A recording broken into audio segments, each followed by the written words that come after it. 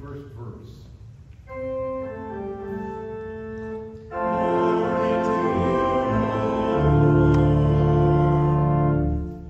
Jesus said, I am the living bread that came down from heaven.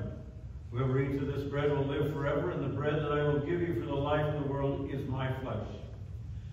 The Jews then disputed among themselves, saying, how can this man give us his flesh to eat? So Jesus said to them, very truly I tell you, unless you eat of the flesh of the Son of Man and drink his blood, you will have no life in you. Those who eat my flesh and drink my blood have eternal life, and I will raise them up in the last day. For my flesh is the true food, and my blood is the true drink. Those who eat my flesh and drink my blood abide in me, and I in them.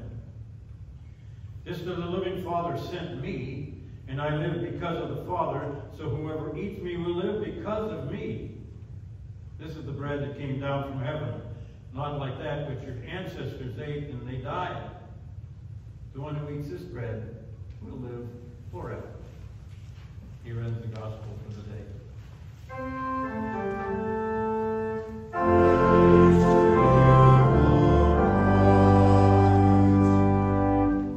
Please be seated.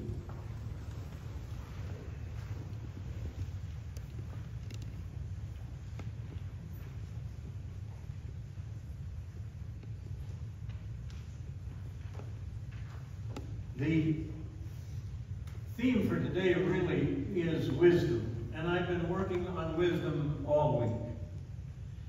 And most of you know, or a lot of you know, that you've been asked, is there something, someplace in your life where you have been given a little saying of wisdom which really has changed your life, transformed your life, or been the standard of your life? And I was not happy on Friday when I got to the end of the day because I just wasn't where I wanted to be with this. And then I was looking at next week and saying, the sermon on wisdom really probably is more appropriate for next week. So I looked forward to the text for next week, and one of my favorite texts is there, and so I'm substituting that. And the sermon is called The Dress Code of Christians. And I'm going to read the epistle for next week as the theme for the day. This comes from Ephesians 6th chapter, written by Paul. Be strong in the Lord and in the strength of his power. Put on the whole armor of God so that you may be able to stand against the wiles of the devil. For our struggle is not against enemies of blood and flesh, but against the rulers, against all authorities, and against the cosmic powers of this present darkness, against the spiritual forces of evil in the heavenly places. Therefore, take up the whole armor of God, so that you might be able to withstand on that evil day, and having done everything to stand firm. Stand therefore, and fasten the belt of truth around your waist. Put on the breastplate of righteousness. As shoes for your feet, put on whatever will make you ready to proclaim the gospel of peace. With all these, take the shield of faith, with which you will be able to quench all the flaming arrows of evil one. Take the helmet of salvation and the sword of the Spirit, which is the Word of God.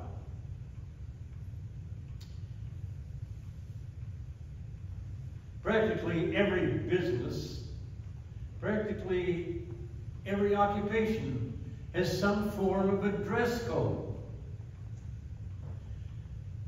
It might just be to associate that person with the company that they are working for. It just, if you go into Chick-fil-A, everybody will have a Chick-fil-A shirt on. It will indicate they work there. That makes it easy for you to see who you need to call on if you need something there. Sometimes there is a distinction made in the kind of color they have on their particular shirt. Yesterday when I went into HEB and was talking about a defective product, I looked around and I saw mostly red shirts. I didn't want to deal with them. They're just the common people. I was looking for a manager. I spied a different color. I walked up to that person and said, "You don't have a red shirt on, but you are an HEB employee. I assume you're a manager." And she said, "You assumed that right." Sometimes it indicates some higher level of being in a particular organization. Like the military, you will be identified by the material that you have on your coat, and sometimes by the actual garb that you wear. And of course, it's nice to wear a military suit if you're in war, because you know who to shoot at or who to duck from. And sometimes it just is armor or apparel that you need to protect yourself, like firefighters. Or you might be asked to wear steel-toed shoes or a headpiece in order to avoid some kind of accident on a construction site. In our epistle lesson, Paul is in prison. And Paul always makes the most of his time, but he's sitting there probably chained in prison to a Roman guard. And he's looking while he's chained to him and thinking, as probably a lot of Christians do, of how can I make this say something spiritual? And what he does is he takes the garb of the Roman soldier and makes it a metaphor for the peril for a Christian life. Pretty clever, and certainly one of my favorite pieces of Scripture. So, how is a Christian supposed to be adorned? How are they supposed to dress? The first thing Paul says is that you need to wear the belt of truth. On the Roman soldier, the belt was there to protect part of his hips and part of the lower part of his body, but also to keep the uniform in order, and also to be a stashing place for the one aggressive instrument he had, which was the sword. When Paul makes this metaphor, he says the belt of the Christian is truth. See, Paul was always applying to inner characteristics rather than exterior characteristics. But he said you need to have truth as a foundation to structure your life and your beliefs. Because it doesn't work very well if you work in dishonesty and hypocrisy. So the first thing you need to do is put on the belt of truth. Then he goes on to say you need the breastplate of righteousness. The breastplate was something the Roman soldier wore to protect most of the upper body and the real important members of his body inside, particularly the heart and the lungs. Paul says what you need to do to protect the real important organs, and particularly the heart, and again he's speaking more in a metaphor. You need to protect your heart, and the way to protect your heart is in righteousness. Protect your heart in righteousness. We can talk about the heart in terms of people don't have a heart for something, which means they're just not equipped to deal with something. Or we can talk about broken hearts. And if a person has a broken heart, they're not able to function very well in everyday life. But more likely, we use heart in terms of our affection and feeling for other people and doing those things that are right. And he says the way to do that is with righteousness. If you are a righteous person, your heart will be good. Most of you know I lived in Maui for some time in Maui. On some of their coins that they produce and a lot of their government documents, they say the integrity of the land is perpetrated in righteousness. Isn't that a great statement? And I think what Paul was saying in this particular message to the Ephesians, the integrity of the heart is perpetuated in righteousness. That's what protects you to become sensitive to other people. The third thing for the Christian to wear is the shoes of witness, of proclamation, preaching the gospel. Said whatever you need on your feet, you need to proclaim Jesus Christ crucified and risen. Crucified for you, the personal witness of grace and peace. Those are the shoes that you ought to be wearing. I don't know if how much technically you got involved with the Olympics. One of the interesting things to me was how they focused on some of the footwear of the various athletes and how they contributed to increased ability to excel in their particular sport.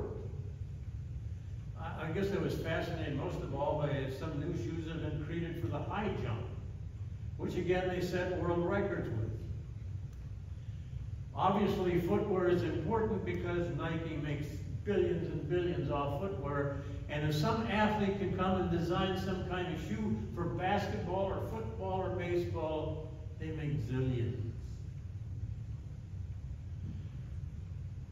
That's what makes companies really profitable in terms of selling shoes, something to wear. And as you grow older, you understand how important feet are. Paul makes the observation, the real shoes that you need is just the proclamation of the gospel. That's what makes you get to the goals faster. That would give you the ability to perform more eloquently in being a witness of the gospel of Jesus Christ. The fourth thing Paul says you need in your uniform is a shield of faith. In the Roman army, they had two kinds of shields. One was a round one, and that was more for hand-to-hand combat. For projectiles, and particularly those arrows that were shot, they needed a bigger shield, one that was 2 feet wide and 4 feet deep. And that was now made with a certain kind of wood and a certain kind of leather. Because when the enemy would attack the soldiers, they would attack with arrows.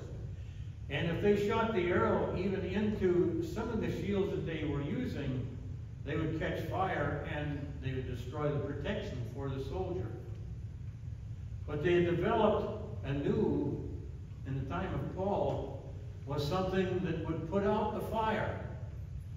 There's some kind of wood and some kind of weather that would kill the fire when it came, and it was more protection for the Roman soldier. Paul says the devil is going to throw all kinds of things against you.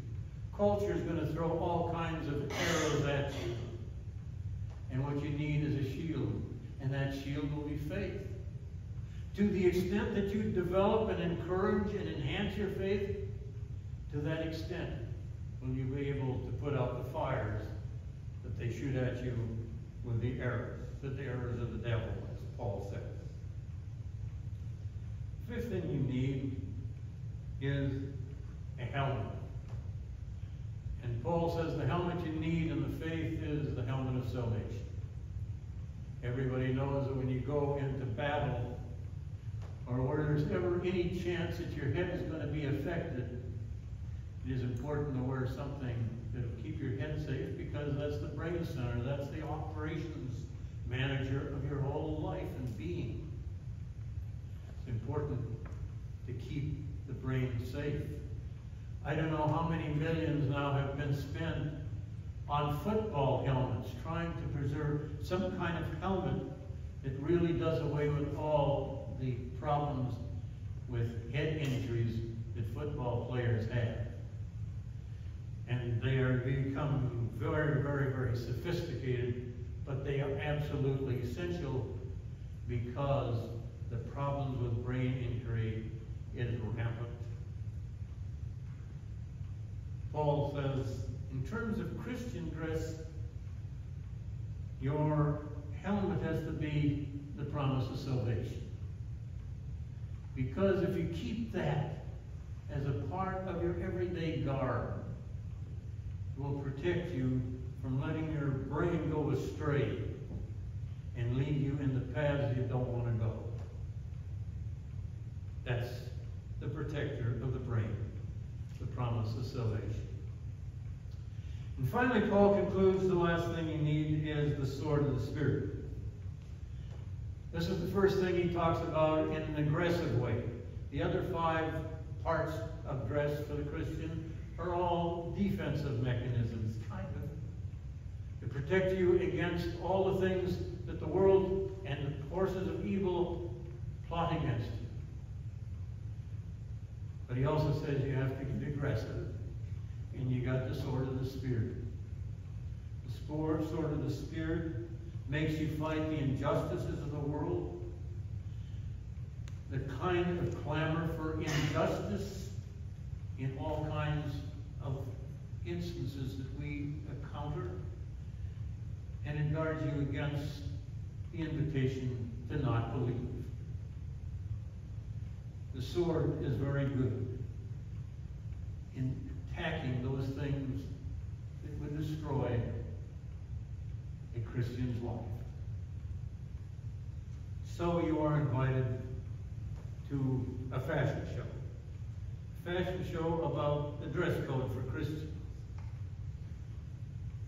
It asks you to wear the belt of truth, the breastplate of righteousness, the shoes of proclamation, the shield of faith, the helmet of salvation, and the sword of the Holy Spirit. There's a cute little song in the musical comedy Annie, where she sings the song, "You're never fully dressed without a smile." And I think at the conclusion of Paul's epistle, he might have said, "You're never fully dressed until you wear the dress code for Christians." Amen. Sermon hymn, "Take My Life and Let It Be," 685, and you read.